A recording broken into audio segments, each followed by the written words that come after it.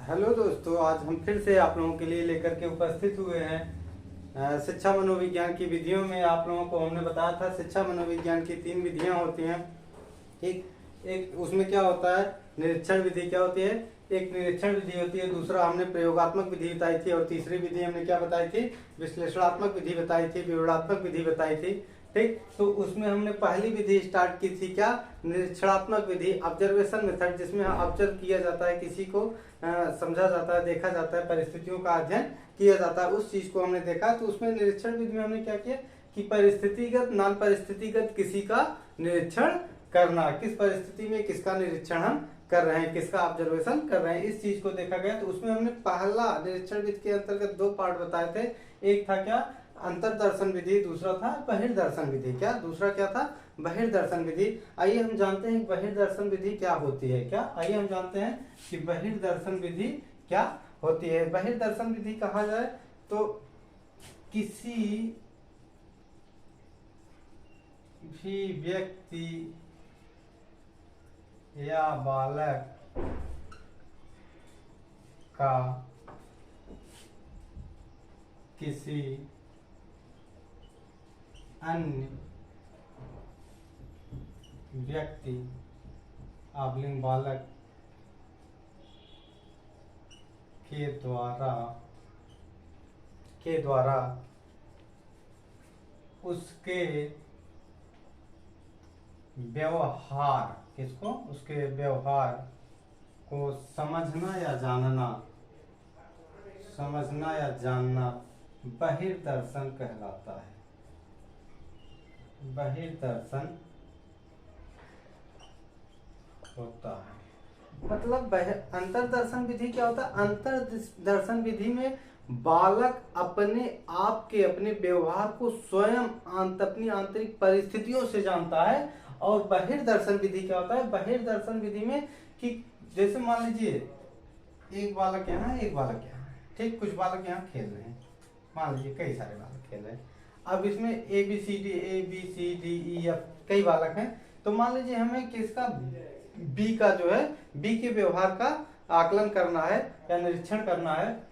B के आकलन, अब बी अपने व्यवहार का स्वयं यहाँ जो है आकलन नहीं करता है बहिर्दर्शन विधि में, बल्कि क्या करता है, किसी अन्य व्यक्ति के द्वारा, तीसरा जेंडर जो दूसरा पुरुष माना जाता है उस व्यक्ति के द्वारा, किसी अपने के द्वारा नहीं, या हो सकता है उसका भाई हो, उसके माँ बाप हो, पास पड़ोस के व्यक्ति हो, उसका स्कूली टीचर हो, ट्यूशन टीचर हो, ठीक, XYZ हो, कोई भी हो सकता है, कोई रिश्तेदार भी हो सकता है। वो क्या कर सकते हैं कि किसी दूसरे व्यक्ति का, उस बालक का, ठीक, जिस बालक का हम बहिर्दर्शन, जिस बालक का हम व्यवहार जानना चाहते हैं, उसका अध्ययन, उसके शैक्षिक अध्ययन, उसके व्यवहार को जानते हैं, तो वह क्या करता है, उसका अध्ययन करना या उसके व्यवहार को जानना जो है बहिर्दर्शन कहलाता है। क्या कहलाता है, बहिर्दर्शन कहलाता है। या शिक्षा मनोविज्ञान की जो है, सीखने की जो है, या शिक्षा मनोविज्ञान में शिक्षण की विधियां मानी जाती है, प्रमुख विधि होती है।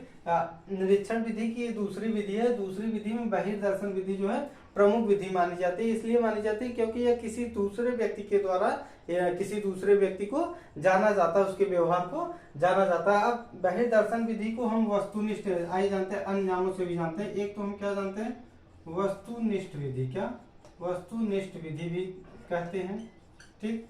दूसरा नाम इसका क्या कहते हैं, प्रेक्षण विधि भी कहते हैं, प्रेक्षण विधि भी कहते हैं, ठीक। किस नाम से जानते हैं, प्रेक्षण विधि भी कहते हैं। इसे हम पर अवलोकन नाम से भी जानते हैं। क्या, पर अवलोकन नाम से जानते हैं। किसके नाम से बेटा, पर अवलोकन के नाम से जानते हैं, ठीक।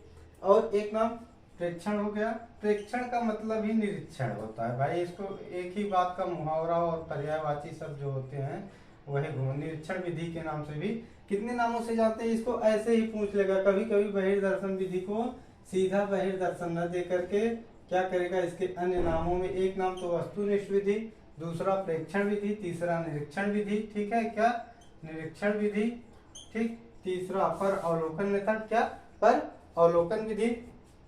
इसके बाद जो है मतलब इस इतने नामों से जाना जाता है, इतने नामों से इसको हम जानते हैं। अगर इतने नाम आपको याद नहीं है तो आगामी परीक्षाओं में, आने वाली परीक्षाओं में क्या होगा कि कुछ भी क्वेश्चन ऐसे ऑप्शन में ही रख देगा, आप नहीं समझ पाएंगे ये क्या है, तो हो सकता है गलत हो जाए। अगर आप जाने रहेंगे, समझे रहेंगे, तो आपको यह मालूम होगा हाँ या बहिर्दर्शन विधि की बात कर रहे हैं कि हम कैसे क्या किसी भी व्यक्ति या बालक का किसी अन्य व्यक्ति या बालक के द्वारा उसके व्यवहार को जानना बहिर्दर्शन होता है। लेकिन यहाँ एक चीज और यहाँ आप लोग जान लीजिए कि किसी के व्यवहार को जानना जो है, यहाँ क्या होता है कि किसी के व्यवहार को आप तभी जान पाएंगे वह जब रिसर्च करने वाला, जब जानकार जो आपके व्यवहार का अध्ययन करता है वह प्रयोगशाला प्रयोजित हो, या माना जाए कोई अध्यापक हो, तो अच्छे तरीके से वह, कोई मनोवैज्ञानिक जब करता है तो आपके व्यवहार को अच्छी तरीके से वह बता पाता है। आगे हम इसमें बताना चाहते हैं आप लोगों को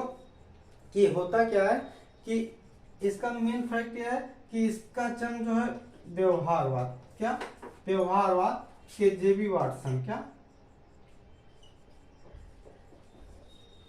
जेबी वाटसन, ठीक, जेबी वाटसन से संबंधित है कि चूंकि यह किसी के व्यवहार का अध्ययन करता है, इसलिए इसको जो है व्यवहारवाद के नाम से भी एक प्रकार से हम जान सकते हैं कि व्यवहारवादी मनोवैज्ञानिक जेबी वाटसन के द्वारा जो है क्या किया जाए, इस संप्रदाय के जनक, जो व्यवहारवाद के जो संप्रदाय जनक है जेबी वाटसन है, इनके थ्रू ही इसका जन्म माना जाता है।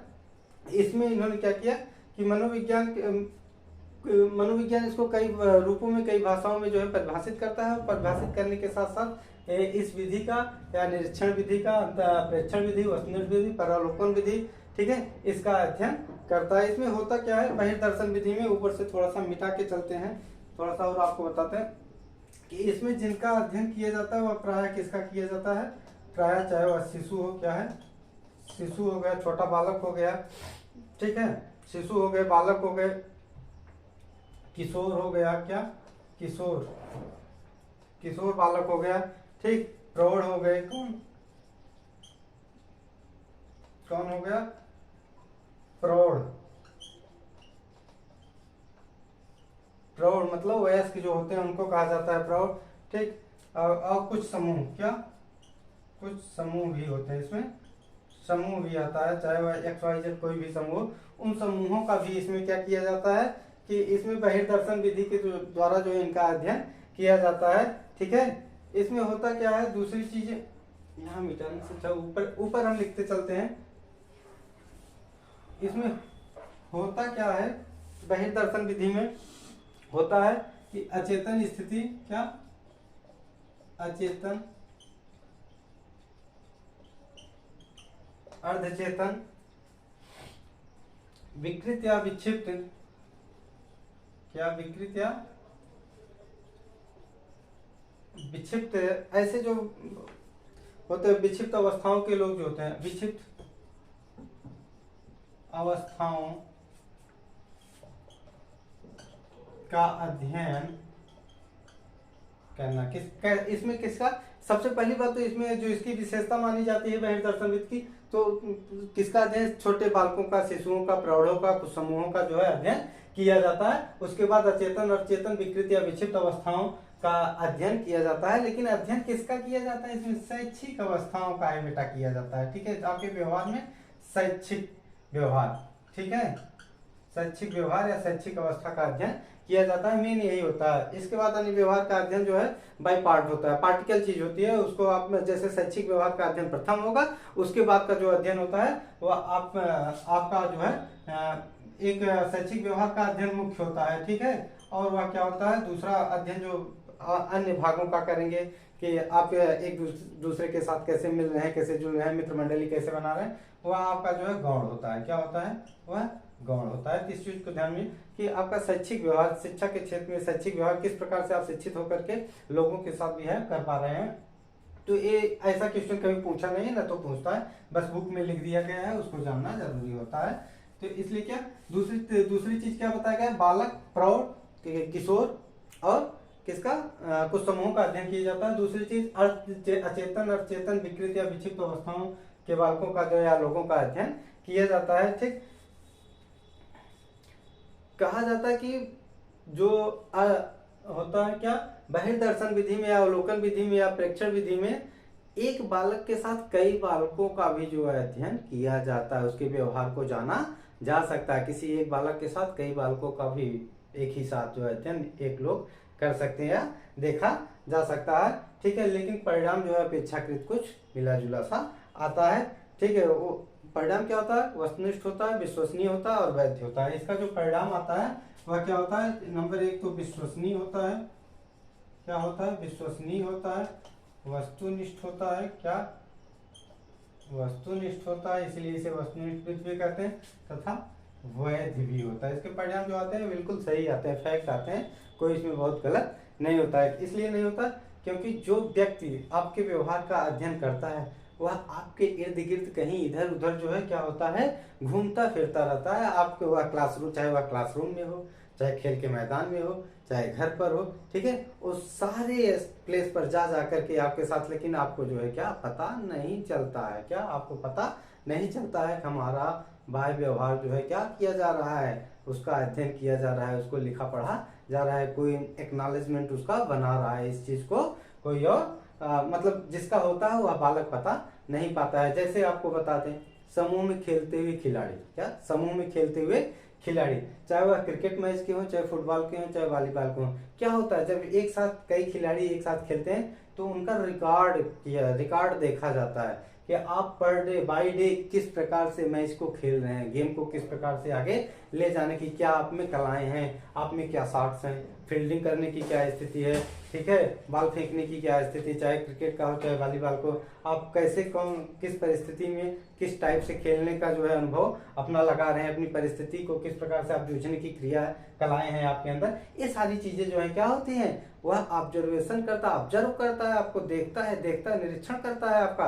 और कैसे करता है, बहिर्दर्शन विधि से, बाह्य विधि से करता है। किससे करता है, बाह्य विधि से करता है। तो कर करके जो है उसमें 10, 20, 50 में से किसी 1-2 बालकों को ही वह क्या करता है, चुनाव करता है एक टीम बनाने के लिए। अब बात समझ में आई, ऐसे होता है जैसे अभी हालिया बता दें, 3-4 राज्यों का चुनाव चल रहा है, 3-4 राज्यों में क्या होगा, 3-4 राज्यों के चुनाव में बहिर्दर्शन हो रहा है, नेता लोग लगे हुए हैं टिकट बंटवारे में, किसमें, टिकट बंटवारे में। हालांकि बेईमानी छल कपट जो करते हैं, लेकिन वहां भी देखते हैं कि किसी व्यक्ति की मांग जनता के बीच में अधिक है, जिसकी मांग जनता के बीच में अधिक होगी, जिसकी पैठ अधिक होगी, जो रसूखदार होगा उसको टिकट पार्टी देती है, जिसकी नहीं होती है, पहुंच कम होती है, पकड़ कम होती है, उसको टिकट नहीं देती। ये भी कहीं न कहीं जो है ऑब्जर्वेशन मतलब बहिर्दर्शन विधि की ये एक पार्ट है, क्या, बहिर्दर्शन विधि के द्वारा ही बंटवारा किया जाता है। ये फिर से हम चलते हैं किस पे, बहिर्दर्शन विधि पर चलते हैं। तो उदाहरण बता रहे थे, तो कहना क्या है कि बहिर्दर्शन विधि जो होती है वह अंतर्दर्शन विधि की अपेक्षा विश्वसनीय होती है, वस्तुनिष्ठ होती है और वैध होती है। ठीक है, बहिर्दर्शन विधि में जो मुख्य फैक्ट यह होता है कि परिणाम इसके जो आते हैं, क्या आते हैं बेटा, इसके परिणाम जो आते हैं, परिणाम जो आते हैं वे क्या होते हैं, संख्यात्मक होते हैं। क्या होते हैं, संख्यात्मक होते हैं, इसीलिए विश्वसनीय, वस्तुनिष्ठ और वैध माने जाते हैं। ठीक है, सांख्यिकी विश्लेषण इसका किया जा सकता है, किसका, सांख्यिकी विश्लेषण इसका किया जा सकता है। ठीक, शिक्षा मनोविज्ञान में इसका प्रयोग अत्यधिक किया जाता है, जबकि उसका अंतर्दर्शन विधि का प्रयोग जो है कम किया जाता है। हम आगे फिर से आपको अगला टॉपिक, नेक्स्ट टॉपिक लेकर के आएंगे, प्रयोगात्मक विधि। ऐसे सीधे सीधे बता दिया जाता है। प्रयोगात्मक विधि क्या होती है, नियंत्रित दशा में किया गया कार्य ही प्रयोग कहलाता है। चाहे वह प्रयोगशाला में कीजिए, चाहे प्रयोगशाला के बाहर कीजिए, जो परिस्थितियां जब आप नियंत्रित करते हैं उसे हम प्रयोग कहते हैं, और वही प्रयोगात्मक वर्क माना जाता है। Thank you. आप लोग जो है वीडियो को देखिएगा, सब्सक्राइब करिएगा, लाइक करिएगा। जहां ना समझ में आए हमें कमेंट बॉक्स में कमेंट करके दोबारा पूछिएगा।